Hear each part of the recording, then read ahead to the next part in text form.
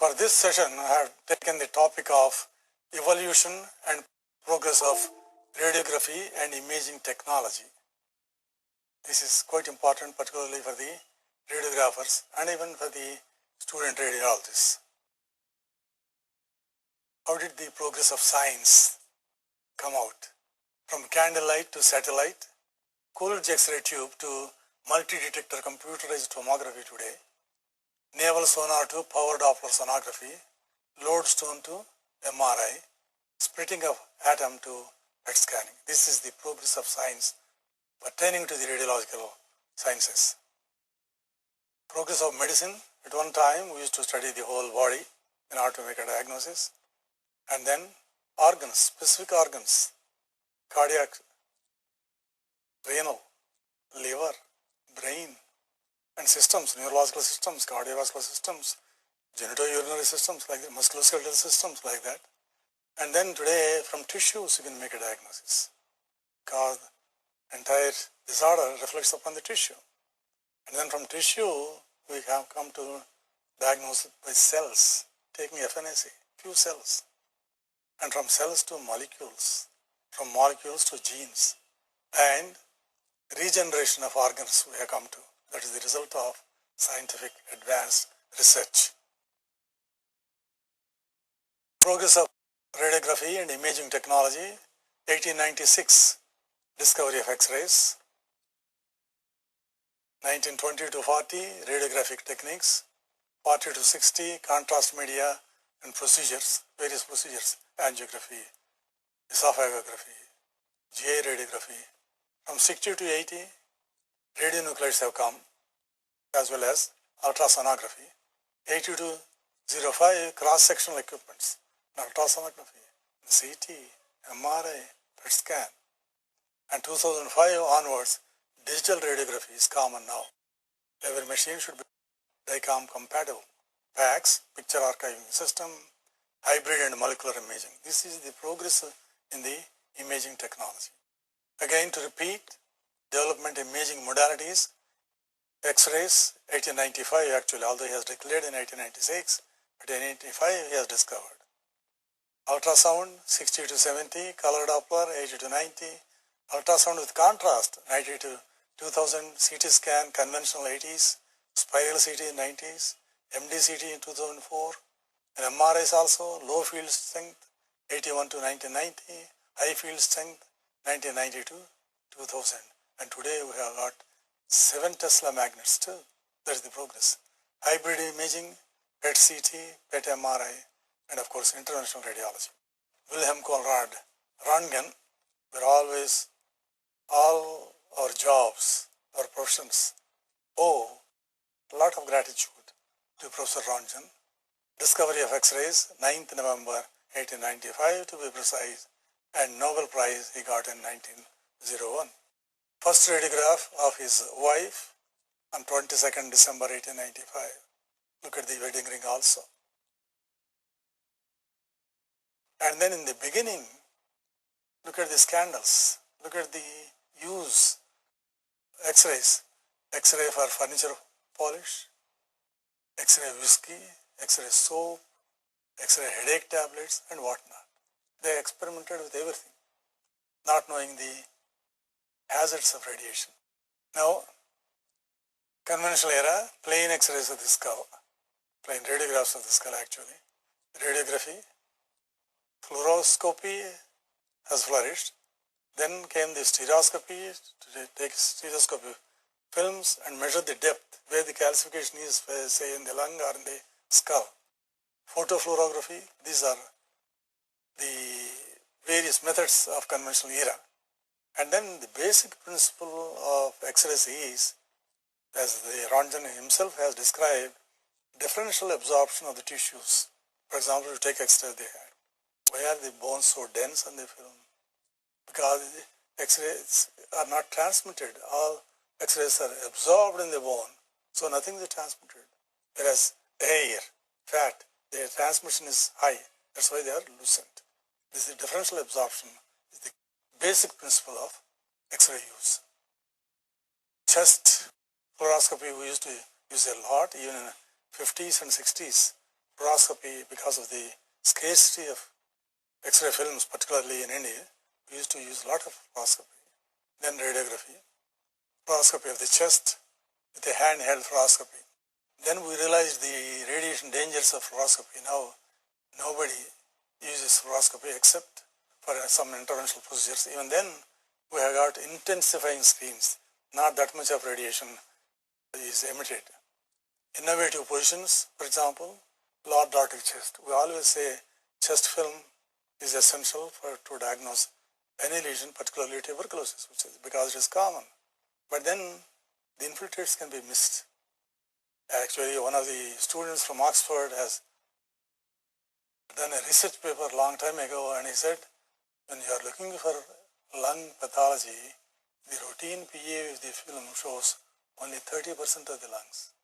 The rest of it is obscured by domes of the diaphragm, spine, heart, mediastinal structures, clavicles, etc. So, in order to not to miss any lesion of tuberculosis nature, because they always occur in the apical area, we do a lordotic chest. The clavicles are thrown off so you could identify the early lesions, early infiltrations in the apices. And then all of you know that there is pleural effusion can be missed in a routine film of the chest. Early pleural effusion is massive, of course you can see the opacity and tracking along the lateral wall. But minimal effusion you can identify by taking a decubitus lateral. Dependent portion is down so that whatever little fluid is accumulated in the depending portion, and you can outline the amount of pleural effusion. And then the abdomen, KUB, includes kidneys, ureters and bladder. For any urinary tract pathology, particularly for calculi, we have to do a preliminary film called KUB film. It is a basic screening method to study the abnormalities of the urinary tract. Not only the stones, gas, masses, stones and bones we can study. Apart from calcifications, foreign bodies, swallowed pin, the size, shape and contour and location of the organs, particularly the kidneys, the spleen, the liver, could be assessed from preliminary KUB. Radiopaque calculi, particularly in the urinary tract, can be identified easily. Since 95% of these radiopaque calculi, the calculi of the urinary tract are radiopaque, only 5% consists of uric acid and the other cystine type of stones. Proper patient preparation is necessary to avoid overlying gas shadows. Suppose there is a lot of gas shadow or a fluid-filled intestine, fluid-filled stomach, you may miss a small calcification. Calculi of less than 3 millimeters may be missed on plain films also. Bilateral renal and ureteral calculi and the film on the left. On the right side, renal and prostatic calculi also can be seen. Bladder calculi of various sizes, shapes, you can identify. The one on your right side, lower portion, the arrow shows a oval type of calculus in the uretrovesical junction. Conventional era radiography again flourished in between 1920 and 60. It's a technical era, contrast medium. Iodine is radiopaque, that's why we used iodinated contrast media. Barium is radiopaque, we used to use for study of the gastrointestinal tract. And then came the conventional tomography, sectional, particularly for the lungs, spot and serial films. Again, if you see on this the fluoroscopy, you may not catch it on radiography by the time it is delayed. So spot and serial film radiography, cine radiography to study the dynamic physiology of the urinary, GI and other tracts, nephrotomography and autotomography, not using the machine but using the movements of the head and neck, for example. By oscillating the mandible, you can study the C1, C2 joint, odontoid process. Conventional tomography in 1920, universal tomography in 1954, you see the calcification in the lung, which ordinarily you can miss by conventional radiography. Compression fractures of the vertebra using tomography to identify, and then contrast media. Air is a natural contrast medium. That's why you are able to study the air bubble in the stomach. Lungs gastrointestinal gas in the abdomen. By that, by studying the morphology of the normal air-containing structures, you can study the abnormal morphology. Barium to use, thick paste or thin type of barium is not absorbed, so it is excreted from the intestines. Iodinated compounds, very popular, even today we use, and contrast in specialized contrast in ultrasound and magnetic resonance imaging. Procedures, what are the usual procedures? Occasionally you can innovate newer procedures, but usual procedures, barium meal of the Purgea tract, barium meal of the small bowel, barium meal of the esophageal motilities, and colon studies for barium enema, IV urography, intravenous bronchography by using non-absorbable contrast medium, cholecystography, myelography, arthrography to study the joints and the ligaments, retrograde urography when IVP is contraindicated, cystography, hysterosalpingography to study the uterus and uterine tubes, angiography to study the vessels and cardiac chambers, MR contrast medium, interventional radiology. These are all the various procedures that we are doing. Dandy in 1918, he introduced ventriculography by producing burr holes in the skull, and you could study the various ventricles of the brain, lateral ventricles, third ventricle, etc. A ventriculogram has come in 1930 also. 1934, perineal insufflation of air was performed to study the size and shape of the kidneys and also the adrenals and other retroperitoneal masses. Today it is abandoned. Pelvic pneumography to study the size of the uterus, to study the location of the uterine tubes and the ovaries. Absence of uterus in this particular case, rudimentary ovaries in the other case, with contrast into the uterus, pneumography has been done. Various innovative methods to study the various structures. Some of these are abandoned today, only of historical interest. Barium suspensions in 1910 in GI radiology, demonstration of a lesion is a knot, but is forgotten. Today we don't spend much time with barium meals, etc. Gastric ulcer with Hampton's line, protrusion of the niche outside, and compression techniques with spot films. Double contrast media, even today sometimes we use double contrast, air and barium to study the ulcers both in the stomach and the duodenum. And then endoscopy has come and stolen most of our barium series. Not many departments do barium meal studies or even colonic studies by barium enema. Diverticulitis, sinus tract, the endoscopist only sees the lumen, what is happening outside the lumen, in the wall of the colon or outside the colon, you cannot see. In those cases, we adopt barium studies. Air contrast studies to study the polyp, pedunculated or it is sessile. Of course, the endoscopist has got an advantage, he can take a biopsy. And virtual endoscopy has come today with CT. Oral cholecystography, it is abandoned again, not necessary. Floating gallstones in the erect posture. These are the innovative methods that people have adopted, our ancestors. Bronchography to study the bronchiectasis, either localized or generalized. And then we come to history of IVP.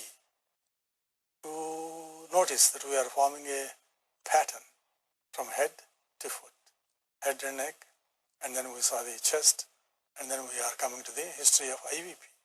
Moses Swick in 1928 used sodium salt of 5-iodo-2-pyridine acetic acid, called at the time uroselecton, to perform first intravenous pyelography. In 1929, he presented a paper on uroselecton for IVP, intravenous pyelography. In 1954, Evans et al. Introduced nephrotomography. That's the period where I was doing residency in New York. Development of contrast media, 1930, Hipuron, 1950, diodrast and urocon, 56, diatrozoic acid, 62, iothalamic acid, 70, metrizinamide, first non-ionic contrast medium. 2007, several non-ionic compounds have come, so that minimal reactions, although it is costly, but minimal Contrast-induced nephropathy is a well-documented phenomenon, especially with large quantities. Even today, occasionally we come across. 1927, cerebral angiography. 50, nuclear medicine. 53, modern angiography. 60, ultrasonography. 1970, CT. 80, MRI. And 2002, we got PET-CT. Hybrid imaging. IV urography, ionic and non-ionic. Look at the nice visualization of the calyces, pelvis, but not the entire ureters, only segments of ureters we could see. That's why we use compression technique in order to see the ureters, proximal ureters. Balloon compression of the ureters produces good visualization because the contrast is retained in the calyces and pelvis. Note the extrarenal pelvis in the left kidney. High quality IVP depends upon equipment, technique, contrast media, the dose that is used, monitoring of films. Each film, 1 minute, 2 films, whatever sequence of events you are taking, each film should be monitored so that whether we should go for the next technique or not. High risk, known allergens, infants are high risk. Severe systemic disorders like multiple myeloma is a contraindication. Renal failures, renal transplantation. Low osmolality contrast should be routine, but for the cost involved, clinical benefit should not actually justify the cost. The principle of primum non nocere, do not hurt the patient, implies safer agents should be used whenever they are available and accessible. Bladder examination, cystography, either direct or indirect. Indirect, by doing IVP late films, you can study the bladder. Note on your right side, extensive neoplasm involving the bladder valve, and then on your left side or in the right side of the film, you see blood clots in the bladder producing multiple filling defects. That is this direct cystography. Hystosalpingography, even today we do certain times, and congenital abnormalities like uterine didelphys, TB adhesions of the ureters, and synechia after curettage. All these can be demonstrated with hysterosalpingography. 1937, David Hoff and Dyke, the normal pneumoencephalography. Look at the air fluid levels. It is taken occiput down. Contrast media, ventriculogram was introduced. Arthrography in contrast, rotator cuff tear. And then myelography in 1939. Sometimes we use gas, oil, and then sometimes a soluble, water-soluble ionic media, non-ionic. Current use, of course, we don't use many places, but then say in a district place, where in a CT or MRI, you have to use contrast myelography in order to make a diagnosis. But in general, they refer the cases to the tertiary care centers. Discography, to study the disc, degeneration or prolapse. All these are abandoned now. Lymphangiography, occasionally even today we see, particularly CT lymphangiography, to study the size, shape and distribution of the lymph nodes. Now we come to the heart. PHS was common to study the heart size, aneurysm of the left ventricle, and then IV angiography in 1940. Lots of IV angiography we used to do, right ventricular, left ventricular. 1927, Egas Moniz, Spain, first cerebral angiography has done. Earlier radiologists, surgeons, and other physicians were also involved in innovative techniques, and they were expert X-ray technicians at that time. Coronary angiography, even today we do it. Seldinger, 1953, he has revolutionized transfemoral percutaneous transfemoral angiography catheterization. Percutaneous femoral catheter route is the pioneer. Periarteritis nodosa, look at the multiple aneurysms in the aortic angiography with renal arteries well outlined. And also you can see cone view of the right renal artery, fibromuscular dysplasia with beaded appearance of the right renal artery, selective renal angiography. Cross-sectional imaging, ultrasonography, CT, MRI, nuclear scan, PET, hybrid imaging. Ultrasonography today, I said nobody does cholecystography. It's forgotten because it's time consuming, contrast media reactions, X-ray exposure. So ultrasonography is the simplest, easiest. No ionizing radiation. 2.25 to 10 megahertz difference in acoustic impedance. That's how the principle is acoustic impedance. That's how you could see the stone, echogenic, and then the diffraction. High spatial resolution, harmonic imaging, endosonography you can do, tissue enhancing contrast, power Doppler. This is the lymph node enlargement in the